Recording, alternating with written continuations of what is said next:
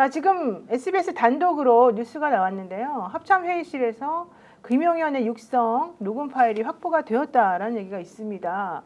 이거는 무슨 얘기입니까, 전 대표? 자, 조금 전에 SBS가 이제 단독으로 보도했는데 네. 이제 녹음한 내용이 그대로 공개된 건 아니고 녹음을 한 파일을 확보했다라고. 김용현의 목소리가 녹음된 파일을. 자, 그래서 네. 계엄 당일 날입니다. 합참 회의실에서 회의를 하면서 구체적인 지시를 했다는 것입니다.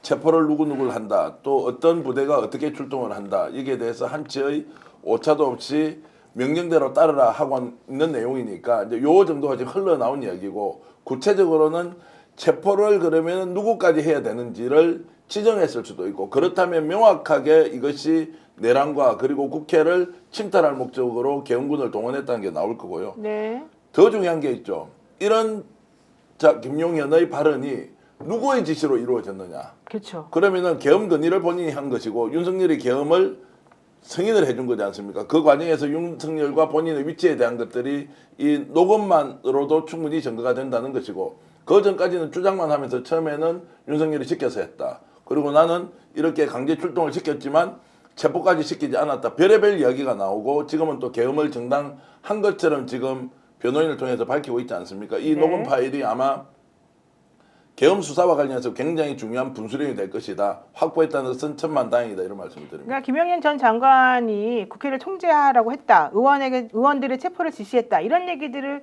진술을 하고 있어요. 군 장성들이. 그런데 사실 김용현 씨는 아니다 이런 식으로 부인하면서 실질적으로 진술을 거부하고 있습니다. 검찰 조사에서. 그렇기 때문에 제일 확실한 거는 실제 김용현 전 국방부 장관이 그런 식으로 지시를 했는지, 또 그런 지시를 했다 그러면 본인은 우두머리가 아니라고 했으니까 중요 임무를 종사하는 사람으로서 누구의 지시를 받고 그런 얘기를 할 수밖에 없는 거니까, 이건 대통령이인 죄송합니다.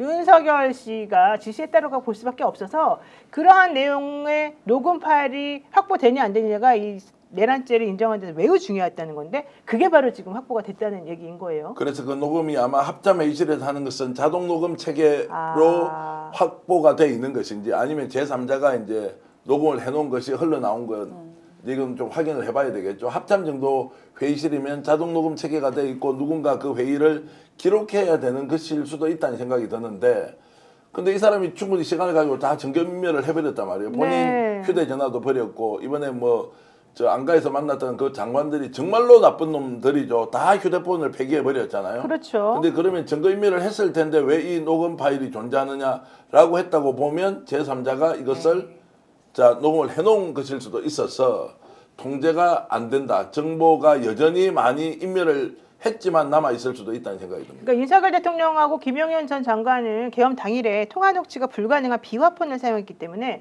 실제 그들 사이에 무슨 얘기가 오갔는지에 대한 증거가 없을 것이라고 윤석열 대통령하고 김용현 씨는 생각하는 것 같아요.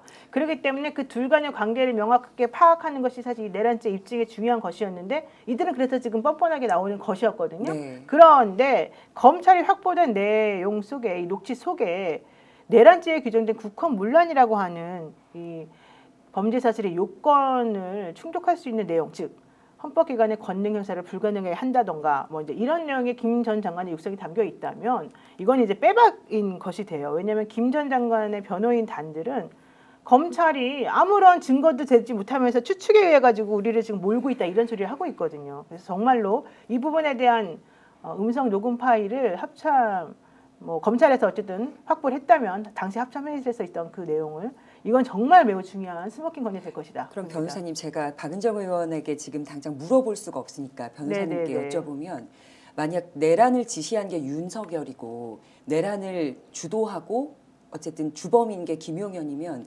윤석열은 내란 수괴에서 수괴죄. 내란 교사범으로 바뀔 가능성이 있는 건가요? 아니요, 그냥 내란 수괴죄가 그냥 그대로 적용이 되고요. 네. 그 내란 수괴의 역할과 실제 김용현이라고 하는 사람이 그 중요 임무를 한 역할은 각각 분리가 돼가지고 설명이 되는 거고, 뭐 네네. 교사 이런 게 다 필요가 없습니다. 필요가 없고요. 예, 그러니까 사형하고 무기징역밖에 사실 없는 거죠. 네. 그러니까 사실 그 우두머리로 변경이 됐거든요. 네, 수기라는 수기가 우두머리로 우두머리로 됐죠. 바뀌었는데 누군가는 지시했다는 것 아닙니까? 맞아요. 김용현이 지시를 한 것은 결국엔 윤석열 대통령이 지시했다고 볼 수밖에 없는 정황들이 많고, 심지어 윤석열 대통령이 끌어내라고 지시했다라고 하는 이야기들도 계속적으로 나오고 있지 않습니까? 네. 그런데 공교롭고 아이러니하게도 두 명 다 나는 지시한 적 없다라고 하는데, 지시하지 않았는데 그러면 군 장성들이 갑작스럽게 국회에 스스로. 들어가서 스스로 그러니까요.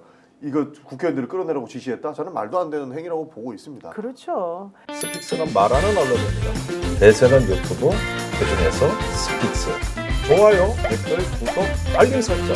여러분이 저희를 사랑해 주시고 우리가 여러분을 사랑하는 4가지 방법입니다.